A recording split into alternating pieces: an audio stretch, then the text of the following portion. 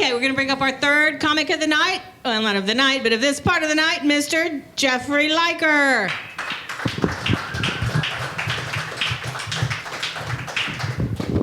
So now I got to write a second set. Okay. Now, let's see here. What should I talk about? Dating. We'll talk about dating. Why not? If you couldn't tell, I had a difficult time in high school dating. No. Yeah. Like, most of these, growing up in western Kansas, the jocks always had the upper hand, Like, all of them would walk up with their letter jackets, talking about how many touchbacks, running down slam dunkaroos. I don't know anything about sports. And they would just fall all over them. Whereas the only thing I could bring to the table is I could do a speed run of Super Mario World. And believe me, women do not want to hear how quickly you can finish. Mario Brothers, get your head out of the gutter. So, I did date a girl in high school. A girl, more than one girls, but this one in particular we'll talk about. She was dumb as a post, and I say that lovingly to all posts out there.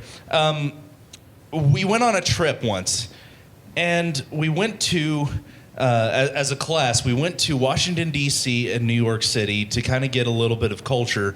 The advanced history people who love this kind of thing.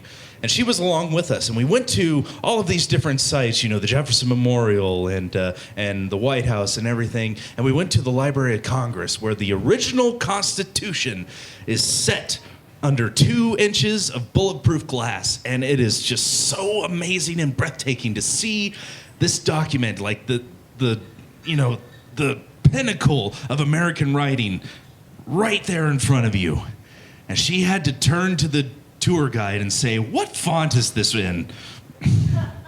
And the tour guide laughed, rightfully so, and we all looked at him and said, "No, she's being very serious." I have never seen a smile disappear from a man's face that fast.